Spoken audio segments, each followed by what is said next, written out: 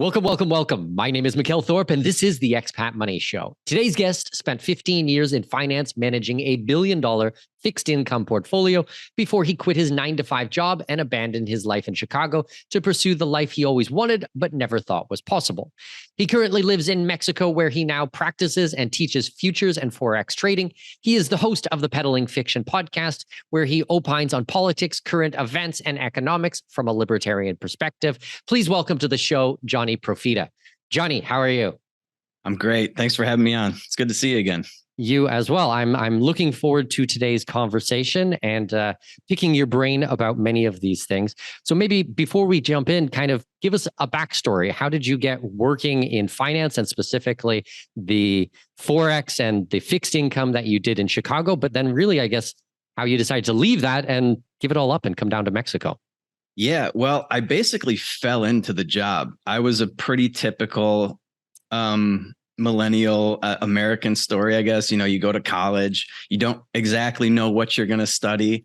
And I picked the major that made the most sense to me at the time, that sort of played to my strength. I was a history major. And then, of course, I graduated and realized that there aren't a lot of things you can do with a history degree other than teach history, maybe some research or something like that. And I was going around, my old man worked in finance for his entire career. And so I was going around talking to some of his friends, and eventually one of them gave my resume to this company, and I started, they offered me a grunt work position, really entry-level finance. And I started there. I liked the people I worked with. I was always interested in economics, but man, the way they teach it to you in school just bores you to death and confuses the hell out of everybody. They make it a lot more complicated than it needs to be. But I stuck with it, and I sort of fell into Austrian economics from there, and libertarianism. And so I just started managing that portfolio for a while. Fixed income was a good place, I think, to start for me, because it's not very complicated. I would always joke that, if I could do it, a monkey could do it. And from there, it was right around just before the 2008 financial collapse. Actually, I started in October of 2007. And so the economy just went to hell in a handbasket right as I was starting. So that sort of helped fuel my interest in everything, because you're hearing all these ridiculous excuses for what's going on. We have to abandon free market capitalism to save the free market system, George Bush's famous quote. And so I started getting into economics a lot more there. And then I started to really get into technical analysis, because I'm sort of an emotional guy. Like I can't handle a lot of stress and things like that.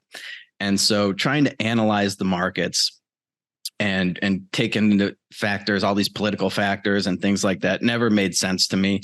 So I gravitated towards the technical analysis, where you just kind of look at a chart and look for patterns and things like that. So you went from being a very emotional person to a fixed income type of investment, which kind of seems like the absolute opposite of what you would expect someone who would excel at fixed income, because that seems very logical and mathematics.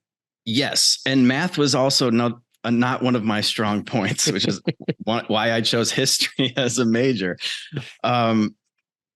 I don't know. There's a part of me that's sort of fascinated by it, but I think I just like the rules about it. Like, I don't trust myself to manage things. So I come up with basically like a set of rules that I must abide by. And then I can sort of test those historically. We call it back testing. And as long as I follow those rules to a T, I know that I can be profitable over time. And so that's sort of what I gravitated towards. I can understand this one completely, because I traded options not at a professional level, at a retail level, but for 7 or 8 years. And the biggest mistakes that I ever made was because of emotions. And I actually remember reading a book closer to the end of my trading career. I wish it had been at the beginning, but it was called What I Learned Losing $1 Million. And I'm sure that if I had have read that book at the beginning and set up these types of rules at the very beginning, I also would have probably not lost $1 million. I didn't do it in one transaction, but I did it definitely over several transactions. And I think that for people like us who are emotional and get involved, need to have these guardrails in place. Otherwise, you get yourself in a lot of trouble. Yeah, absolutely. And the psychology of trading is also sort of fascinating to me. You hear all of these horror stories and people will tell you, don't get emotional and don't do this and don't do that. And as soon as you click that button and you get into a trade, you feel all of those emotions, and it takes every ounce of your willpower to not give in to them.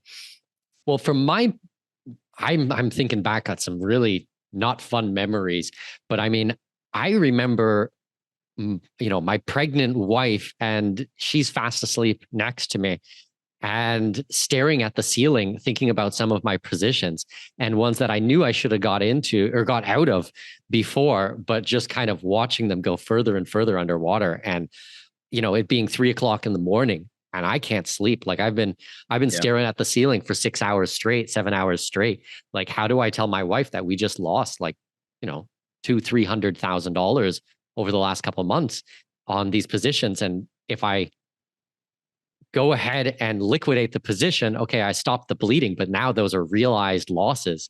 And like, it makes me want to vomit. Like I would be so sick to my stomach thinking about these things. Yeah, I'm a little surprised I still have most of my hair, but I think it's probably because I don't have a wife and kids to support. So it's just me. And if I screw things up, at least I'm the only one that has to deal with the fallout from it. But yeah, man, there are some positions that'll keep you up at night. There are some trades or investments that I've done in the past, 10, 15 years ago that I'm still sick over.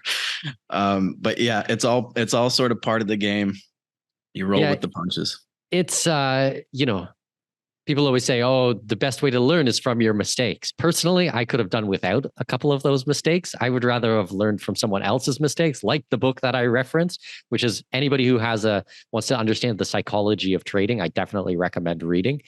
But tell me about some of the rules that you have set up that has kind of kept you within your lane and made sure that you maybe don't repeat the mistakes you did at the beginning of your career. Yeah, well, so when I first started actually trading on my own, it was all sort of pattern recognition based. And so I came up with very strict rules of engagement. I called it building a case for entry. And I would have certain levels based on Fibonacci tools, like in order for the pattern to form, it had to hit the 618 retracement, and then the B to C leg must touch this level and must touch that level. So like A, B, and C had to happen to the tick before I could get into a trade. And I think that helped me a lot. Managing my risk and my position size, I would never take risk more than like 1% of my account. And I started with really small trade, risking $50 at a time. And until you get used to trading, you get used to the emotional roller coasters that you're going to be on. And that way, at least you're not sitting up at night thinking about a position that you're in because it's too big of a position. If you're getting to that point where you're thinking about it when you're not looking at your screen, you've overextended yourself. Yeah, I think positioning size right now is absolutely the name of the game. And I don't know why it's not the first thing that is taught in the world of trading.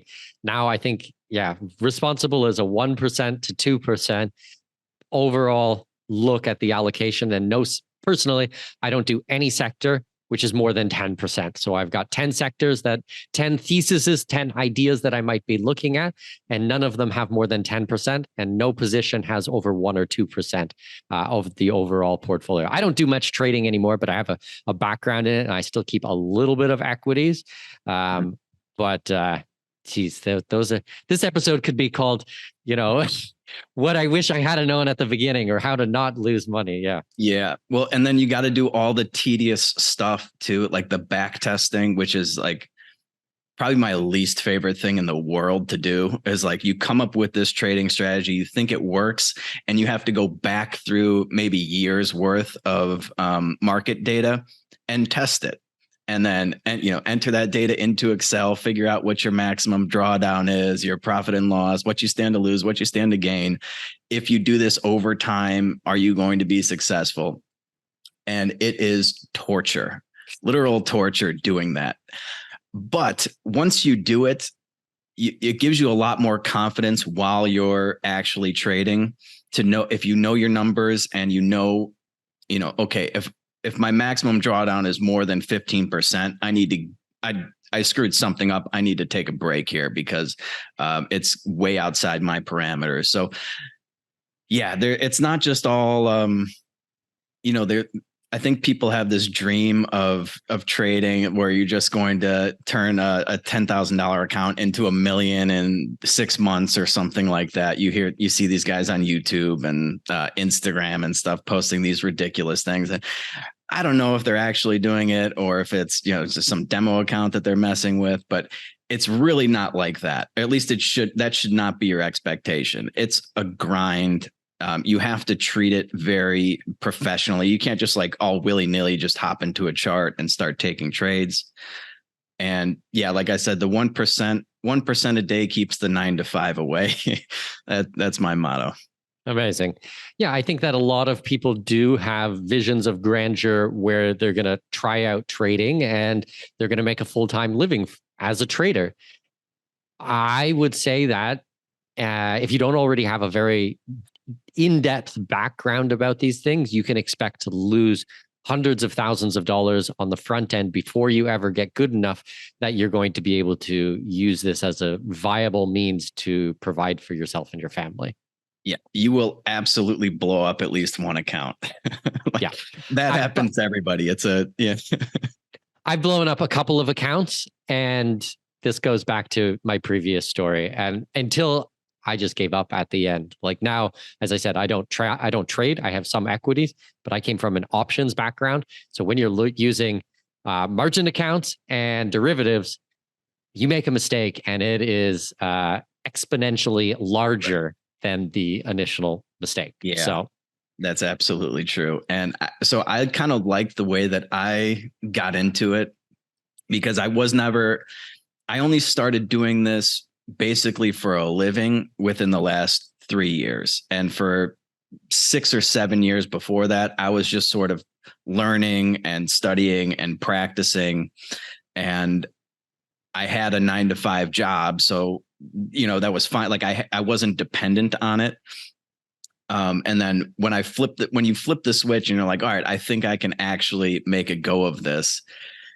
It does put a whole new sense of pressure on you. And so 3 years from the retail side, but then the 10, 15 years before that was on the institutional side with the company, right? Your 9 to 5. Yeah, with other people's money. Yeah, exactly. Other people's money. That's the differentiating part. But at least you had a background to kind of go into it. I have some people who are, I'm not going to call out any of my clients, but maybe some dentists or some lawyers or some professionals who do a different type of career and then want to move over to trading as a full-time. And I just always want people to understand, like, yeah, what you see on YouTube or what you see in the movies or Instagram, as you mentioned, is not necessarily a fair representation of what it's going to take to get there on a retail professional level. Yeah. You never see a bunch of videos about how people screwed up their lives trying to trade. It's only the success stories.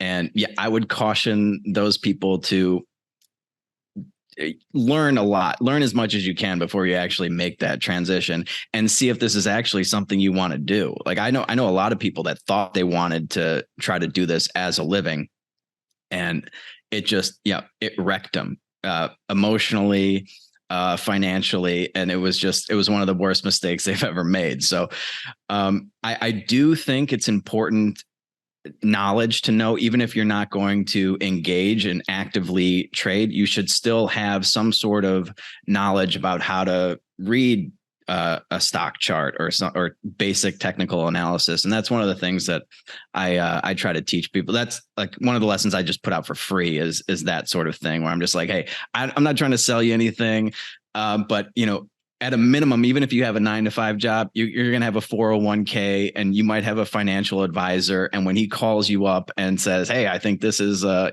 good time for this stock, or we should do this, you should have at least some sort of base of knowledge so that you're not completely flying blind.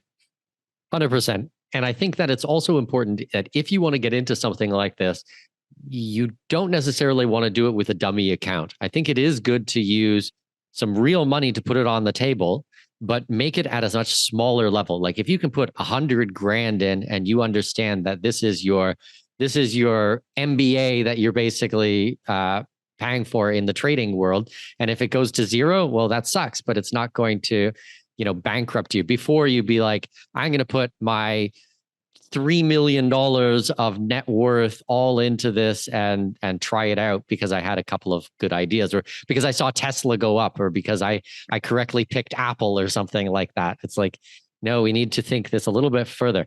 And then you can still do the positioning size that we're saying. Like that's $1,000 per stock, and, watch it and learn how it trades and moves, and do that for a couple of years. But yeah. Yes. Yeah. And expect to lose everything. Exactly. That's why I just think of it, because I'd rather see someone do that if they were interested in investing than go to university to learn these types of things. I think that you will just care about it drastically more if it's your money on the table. Absolutely. Yeah. And I didn't learn any of the stuff that I know now and that I apply in my daily life at school or college, other than, basic arithmetic. I didn't learn any. It was all from people that have been doing it professionally, successfully for, 10 to 30 years or something like that. And when you do see somebody that's been doing this for 30 years, I mean, yeah, they make it look really easy. And you're like, oh yeah, I could do this. This guy's just, a couple clicks and he just made $12,000 in 5 minutes. But yeah, you can easily just lose it as much too. So yeah. Make sure you're getting who you're taking advice from and lessons from is important as well. Absolutely. Now, did you find that your background in history has had a positive influence on your ability to see patterns, or in your trading to kind of like look at things from a much larger time horizon than someone who probably would not have that type of a background? Yeah, absolutely. Actually, yeah, the pattern recognition and just the ability to sort of analyze data and stuff like that. It did really help. Yeah. And like it was basically between a history degree and an English degree at when I was in college. And I was like, all right, English degree, there's really only like one thing you can do with that. At least with a history degree, I've you have a background in research and recognizing patterns and things like that. And so, it's absolutely helpful. And just sort of knowing, like, I try not to get bogged down in the political aspect of markets and things like that, because even if you're right about what's going to happen, you don't know if the market's going to react the way that you think it should to that news or something like that. But it does help to get a historical perspective and get those skills under your belt. I think that's an interesting point, because a lot of people want to invest and then they mix up ethics with investing. And I'm a very much a moral person and an ethical and honest person. But at the same time, I'm very much a realistic person. I think that people look at the world on how it should be and how we would like it to be, especially as libertarians and people who follow the non-aggression principle. But that is not necessarily the direction that the world is going by any means. So having a clear view of history of what we've gone through as a society, as a species, and then looking at the direction that we're heading now, and it's like trying to line these types of things up. Like I've had investments in things that people go, wow, those are such woke companies. I would never invest in them. I'm like, yeah, I don't agree with their politics at all, but look at what they're doing. And I mean, this is where all the money is flowing. So it's this hard to juggle some of the politics, the history, the direction, the economics, the morals, and the ethics of all of it. Yeah. And the way you feel, like I've been predicting economic collapse for the last 12 years. It's like if I invested based on my economic outlook, I'd be in a lot of trouble. You do have to sort of separate those two things. At least my style of trading and investing has to be that way. I do tend to be a lot more conservative with my investments. And one of the things I'm really struggling with right now in this environment is just trying to get a decent yield. I mean, like if I get 5%, I'm pretty happy, And so there's a lot of people out there, maybe they have a bunch of cash laying around and it's just getting, inflation's eating away at it. And maybe you can get a yield that sort of keeps up with the inflation that the inflation rate that the government will admit to. But it's you really got to you can't really fight where the money is flowing. You just kind of have to recognize what's happening and put your feelings aside and try to make some money. Absolutely. And I think that a lot of people kind of misunderstand because, going back to the ethical debate, a lot of people don't understand that if you're investing in a company, it's actually that company in most cases never sees that money. This is all secondary market. Their initial public offering was maybe a year ago, maybe 10 years ago, maybe 100 years ago. So if you're investing in, I don't know, let's use a cigarette company, for example, you're investing in Philip Morris. Philip Morris is not seeing that money. It's not going to fund cigarette research or marketing for cigarettes. I mean, you're buying that off of either another retailer or another institutional investor. So, people have to make a decision on how they're going to invest in these things and what they can sleep with at night. But,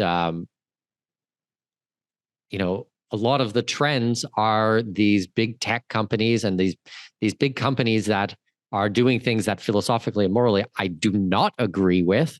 But then we need to look at, are they going to be making money? And I'm not telling people to invest in a tech stock, God forbid. But I mean, I'm just using this purely as an example in today's conversation. Yeah. Well, and if it's like any of the other recent tech companies that had an IPO or something, those guys have already cashed out. That's another interesting trend that's taken place over the last, 20 years or so, is you used to have an IPO because you had a successful business on a small scale, you were profitable. And hey, if I can get some more money, maybe I can expand this nationwide or worldwide or something like that. And now it's, I've invested all this money into this failing company. They lose, hundreds of millions of dollars every quarter. But all we have to do is go public, and then we can cash out and leave the retail traders holding the bag. Yeah, it's the greater fool fallacy. I listened audiobook to a book called The Biggest Loser. No, not The Biggest Loser. $1 Billion Loser, which is the story of WeWork. Holy God, what a dumpster fire of a company.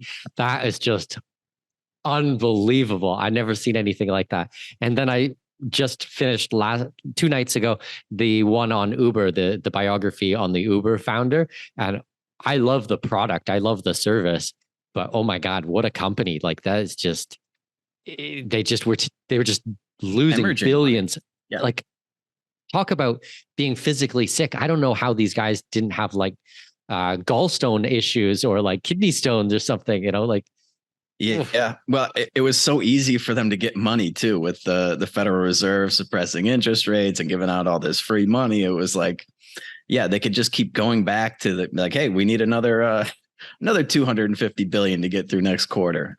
And people were willing to give it to them. It's crazy. Well, this brings up a good way to segue. What are you seeing right now as interest rates have changed, as inflation has gone through the roof? The access to cheap capital is almost impossible right now. People's access to capital has been greatly diminished over the last 6 to 18 months, let's say. What are you seeing or what do you think people should understand who are thinking about entering the marketplace now? Well, entering the marketplace in what sort of capacity? Well, just, I mean, let's say that we have someone who's listening to this and going, yeah, I want to live down in Mexico like Johnny. I want to retire early and I want to be a trader. I want to trade for a living, or maybe I have some exposure at a discount brokerage, but I think I want to spend a little bit more time on these types of things. Do you see that there is a big difference over the last, let's call it the last 3 years, opposed to the last since 2008, since the last time we've had a big crisis? Yeah, well, this is sort of the highest interest rates have gotten in quite some time. And the dollar is really, really struggling against even the Mexican peso, I think, is at like a 6-year low right now or something like that. So 3 years ago, I was living really high on the hog when it was like 24 pesos to the dollar. And now we're back around 16 or 17 or something like that. But I do think it is a good idea to sort of go to places where the dollar still stretches a little farther than it does in the US. Mexico, I know we talked the last time about sort of the tax issues, but the cost of living is a lot cheaper. So yeah, if you're thinking about making a move and you want to you're just getting into investing and trading and something like that, it's nice to not have a lot of overhead. I can live pretty cheaply here, and so you're not really taking a lot of risk. You don't feel like you have to take a lot of risk and try to make a lot of money quickly. You can sort of nibble away at it. In terms of access to capital, yeah, that's a tough one. I mean, the property here, you don't really take out 30-year mortgages and things like that like you do in the US. You have to have the cash for the most part up front. So yeah, I don't know. In this sort of interest rate environment, real estate can be a decent investment, but it's tough when the I don't think the market's really cleared in terms of where interest rates are and where prices are. We're seeing that there's a big disconnect in the U.S. housing market, where it's like the prices are still really high, but now the interest rates have more than doubled, or the mortgage rates have more than doubled. And the market really hasn't figured that out yet. Well, what I've been seeing is that a lot of larger corporations, a lot of the stocks, a lot of the way that they ran business up until this point, they don't understand clearly the landscape that we're heading into going into 2024 and beyond. So I think that a lot of the companies, as our examples of WeWork and Uber and these big tech companies, I don't think that these are going to be the types of places that are going to be able to thrive in this environment with very expensive money. They do very well when money is free, when money is cheap, and they can just inject whatever they need to acquire a customer. But I think that those days are behind us. Personally, I believe that we're really looking at real businesses based on tangible assets, things that people can smell and touch and taste and feel and really understand. So I'm looking at commodities, energy stocks, precious metals, real businesses, for lack of a better word. Yeah, no, I think you're absolutely right in that regard. It was a really fun ride, I'm sure, for these companies that produce nothing and lose money every month. And I think we will see a return to, if you want to call it normalcy, where you actually have to produce something in order and be profitable in order to have a successful company. Because people are going to tighten up their belts, and you're not just going to be able to walk in and get people to hand you all the money you need for a failing company that produces nothing. And I do have a lot of exposure to precious metals and commodities and things. I've always sort of believed in that. So yeah, I think you're absolutely right. The pendulum is going to swing back that way. Yeah, absolutely. I think that's the trend we're going to see. Now, some of the teaching that you do in your business, how you educate people, is also on the Forex side. Maybe we can talk about currencies a little bit, what you're seeing in the different currency markets, maybe ones that are the best out of, well, what's the saying? The best dirty shirt out of the hamper. Shirt in the hamper. Yeah. Yeah. Well, most of the Forex trading I do, like I kind of alluded to earlier, is it's sort of a trading that works on any sort of chart. It's not really based on any of the political factors and things like that. So I try not to really pay attention when I'm actually trading to what's going on in the world. I'm in the chart, and what I see in the chart is how I trade it. But in terms of, currency, I have very little confidence in the dollar right now. I don't like the position that the US is in.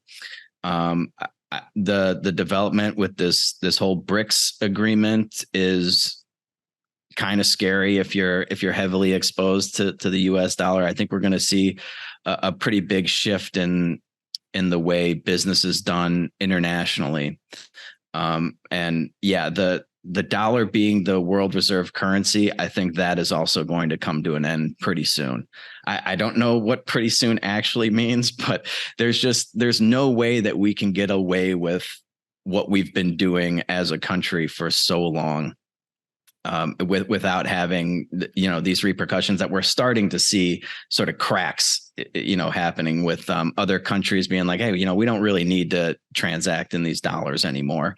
We can get together and, we can get exposure to South America and China and Russia and all these other markets. And the US isn't really producing anything. So all we produce is these dollars that we send out abroad. And I think they're finally getting wise to it.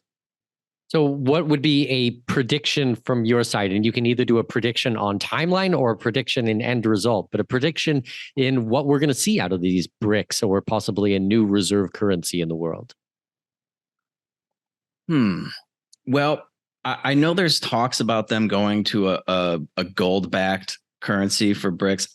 I just don't see that. I mean, that would be wonderful from our perspective, but I just don't see governments actually shackling themselves like that. I do think that the BRICS agreement is going to sort of create this alternative to the US dollar nationwide. And I think that's really going to hurt the US. I don't know exactly what the US end game is, other than just sort of let's try to keep this party going as long as we can. I don't know. In terms of timeline, I would say probably by the end of this decade, I think you're going to see a major shift in world currencies, and the dollar's reign as king will be gone by then. Wow. Yeah, it's difficult to try to imagine the repercussions of something like that. To understand that, if settlements are not done in US dollars, if we don't have the petrodollar, if they can't keep exporting all of the inflation, what is the world going to look like? Definitely, I think it's important to start exploring this idea. I don't think it's going to be tomorrow. I have some people who are doomsday, and they think that literally tomorrow or next week, the dollar is going to shit the bed and that's it. And the party's over. I think it's going to take a little bit of time, but I think it is important to start having the conversation now and doing what we can to position ourselves in a scenario where that does come true, because I think it is, you can only kick the can down the road so much for so long. We're going to run out of road here. So, we need to have these things set up now and continue to put them into place over, the rest of the decade, as you said. Right. Yeah. And they've been able to keep this game going a lot longer than I ever thought possible. So I've always been surprised at how much inflation they can create, how much money they can print, and how long. I mean, if you look at Japan, they've been doing this too for forever. So yeah, it does take a really long time for these things to play out.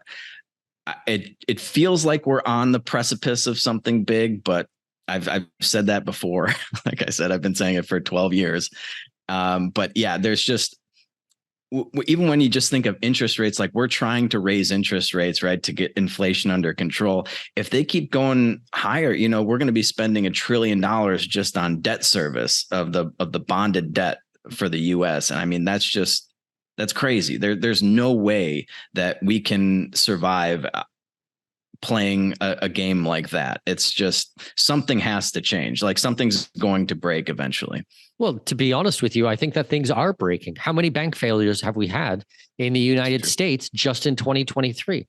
That is breakage. That is exactly what that looks like. And far as my understanding it goes, we've actually had larger and as many bank or more bank failures this year than we had 2008, 2009 in the financial crisis. Yeah. But and hardly anybody's talking about it. Like nobody's seems really all that concerned. All this, it's transitory and strong job numbers and stuff. And I'm like, I don't think so. I think it's just a different type of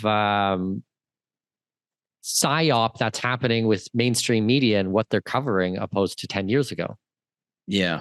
Yeah. And it does make you wonder what their end game is, because they are starting to push for these central bank digital currencies. And if I had to, gun to my head, I had to come up with a prediction. Like that's what their end game is going to be. They want more control over you. And the best way to do that is to control your finances, control, where you get your money from. And that scares the living daylights out of me, actually.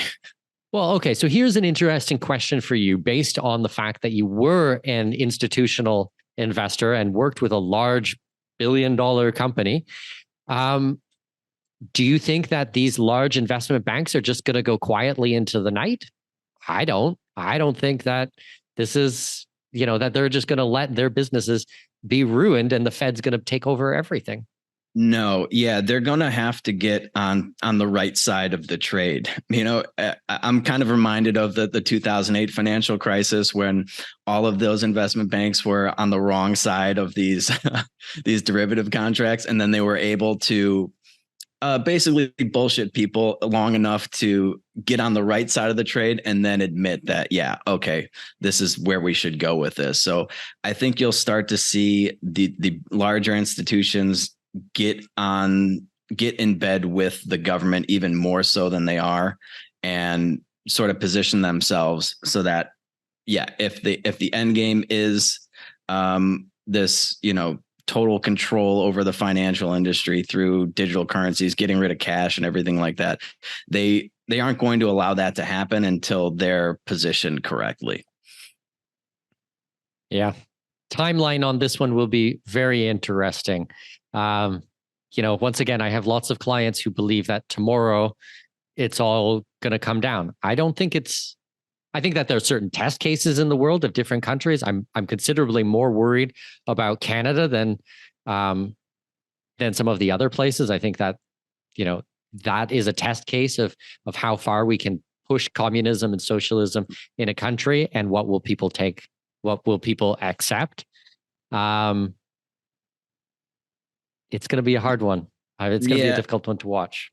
And I try not to plan on the end of the world. You know what I mean? Because even if the world ends, it's like, all right, what good is your plan? Even if the world does end, like whatever plan you came up with is probably not going to be worth much. So the idea that this is all going to end tomorrow or something, I wouldn't concern myself with that as much as taking like a methodical approach, starting to try to figure out where we're going and position yourself to be there when things meet up, or like down the road. But it's certainly a very interesting experiment that we've had with these fiat currencies. And I don't think it's going to end well. And they haven't historically. This isn't our first time with a fiat currency. You've heard that quote, "not worth a continental." So I think, I'm not optimistic for where it's going to end, but I don't think you're going to see just like this epic collapse overnight. Yeah, I would agree with that. I think that it's super important that people understand these concepts, position themselves in the best way that we can and not put it off. I'm not saying put this off because I don't think that we're going to see a collapse tomorrow doesn't mean that I think we should put off our decisions for a year or 5 years or 10 years. I think that people should position themselves absolutely the best that they can right now with the information that is available.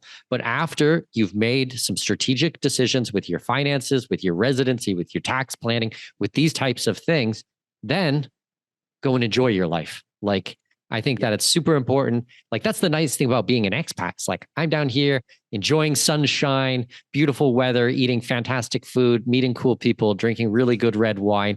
And it's like, once you got it set up, then go and live your life. You know, some of the clients that I work with, it's like they research, they make moves, they're in a good position, and then they spend the rest of their life doom scrolling all day long and just reading the bad news. And I'm like, please go outside and get some sunshine. Like, please, I will pay you. Yeah. Just you gotta enjoy your life as well. Because what you and I want, John, has no bearing on what is going to happen in the rest of the world, what these politicians and these psychopaths are going to do to us.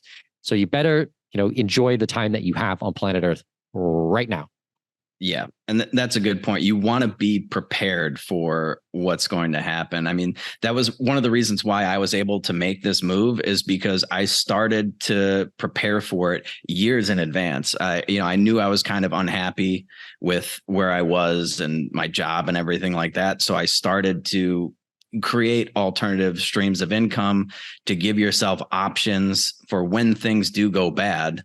And you want to pick up and move, or you want to change whatever is going on. You can't just do that at the drop of a dime. And I think a lot of people learned that during the whole COVID fiasco, which is, sort of the catalyst for me coming down here to Mexico. I didn't want to be locked down in Chicago. And the only reason I was able to do that was because for, 4 or 5 years before then, I was developing skills and creating alternative streams of income and alternative options for myself to take advantage of when the time was right. So what does life look like for you now in Mexico opposed to what it looked like when you were in Chicago? Oh, God, I am so much happier now. I mean, if you had talked to me like 4 or 5 years ago, or if I had talked to a psychiatrist or something, they probably would have told you I was depressed. But I compare it to being like in an abusive relationship, where as soon as you get away from that abusive person, then you kind of realize how bad things were for you. And just being out here, working for myself, being able to create your own schedule, do what you want to do. There's nothing that compares to it. And when I first came down, and I think it was the summer of 2020, it was like July of 2020.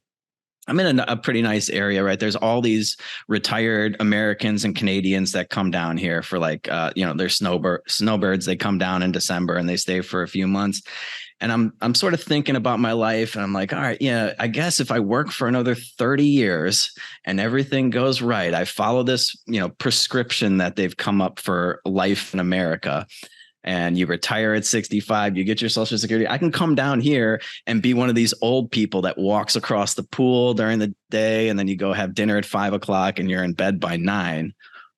Or I could do, the opposite of 95% of the people and take some risks, try to create my own thing. And I can be down here now doing all the things that I want to do. I can go spear fishing. I can go, rock climbing, go for a hike, have fun. And yeah, I just think that formula is it's antiquated and it's backwards. I mean, if anything, I can sit in front of a computer and click a mouse when I'm 65, but I only have a few more good years left in these knees. So yeah, it's been great. I like having the freedom to do what you want to do. I just got back from Europe. Actually, I spent a month in Europe. I just had an opportunity to go, and yeah, being able to work from wherever you are, as long as you have an internet connection. There's no freedom like that.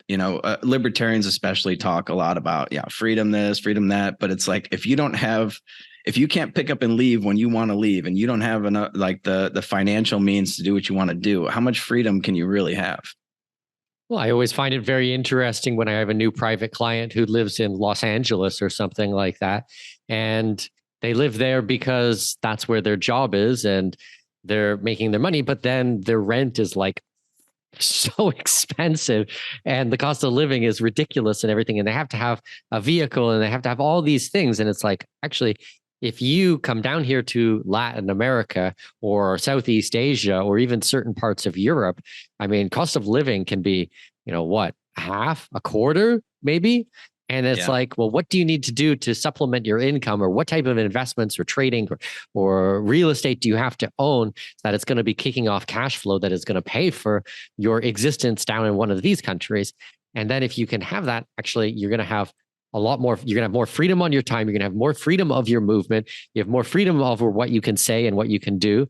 And then you're actually master of your own universe and control how you spend your money. I mean, there's so many advantages to being an expat and leaving Chicago and moving down to Mexico, or leaving Toronto and moving down to Panama. I mean, it takes a mind shift for sure, because you've sort of had this beaten into your brain since kindergarten. This is what you do. You go to school, then you go to college, and you get the job, and then you do this, and it's all sort of designed to keep you dependent in one way or another. Like, yes, you get a job and then you buy a house, and that house is like an anchor and it's a liability more often than not. And you can't leave because this is where your job is. And in order to leave, then you got to find a new job and you got to sell the house. And I just think it's a horrible formula. I remember trying to explain it to my parents because, that generation, it worked out great for them. My mom was so worried about me. She's like, I don't know what you're doing. I'm worried about you. I was like, you should have been worried about me when I was in Chicago. Not now. Now I think I have it figured out. But you have to kind of go and do it to realize that it's possible. I never thought it was possible until I stayed here for like a month and a half. And I was like, I think I can keep doing this. Let me see how this goes. And it's been a great ride. That's amazing. And kind of going back to what we were saying about 2008, 2009, imagine we're going to go through another massive financial collapse, which personally, I believe we will. And you were working for your 9-to-5 job, doing fixed income in Chicago. What do you think is going to happen to your position then? Probably, like if we look at the last financial crisis, the layoffs were insane. I mean, thousands upon thousands of people that were on the brink of retirement saw their 401ks get chopped in half and had to go back to work or put retirement off. You never know when that event is going to happen, but they are going to happen. I mean, everything happens in cycles. So I'm not a big fan of this formula that they've come up with, this life formula for life in the US, where it's just like, even best case scenario, you retire at 65 and you get your Social Security. It's like, you're still dependent on the government. Like, do you get all your Social Security at once? Like, no, you got to come back every month. It's like they're your pimp and you only give your girls just enough to make it to the next month because you want them dependent on you. And the sooner you can create avenues to break away from that abusive relationship, the better. Yeah. And now with the advent of things like Zoom, we're using Zoom for our call today, and all the automation software and the ability to build websites very easy and scale on social media, and any type of business or online, program that you want to create, you can teach people the things that you used to do in your corporate career, or help or consult with these types of things and diversify your income. And then even if you don't get it 100% right, you don't need to make $1 million to have a decent life living in Mexico. I mean, you could be on the beach and, I don't know, make a small fraction of that. And then, like you said, go spearfishing, go hiking and stuff. Sounds all right to me. And it costs almost nothing to get started that way. The barriers to entry are very low.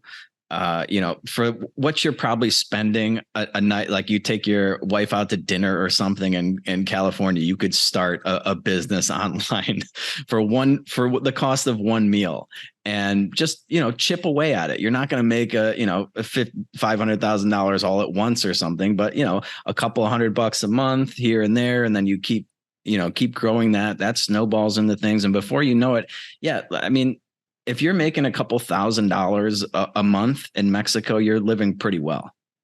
Yeah, that's crazy. That's crazy. And that's not hard to do. Yeah, exactly. And oh, by the way, there's massive tax breaks if you're an American expat and you're living outside of the United States. There's big ways that you can save on your federal tax bill. Johnny, amazing. I really enjoyed today's conversation. Thank you so much. If my listeners want to find out more about what you do, if they want to learn about your trading programs and what you teach, where can we send them? Yeah, well, so I do the Peddling Fiction podcast twice a week. That's on all the normal platforms. I have a Substack. It's Peddling Fiction Substack. You can go check that out. I did just put out a trading series on there.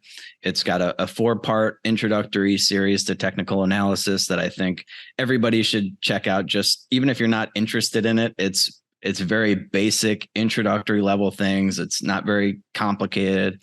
And it's knowledge that you should have. And then after that, I put out, well, actually, I still have a couple more videos to do for it, but yeah, 5 or 6 trading techniques that I've done in the past.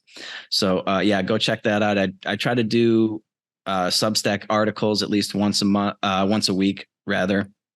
And those are, politics, current events, things like that. But yeah, those are probably the 2 best places to find me, the podcast and the Substack. And if I have anything else, I'll just announce it on there.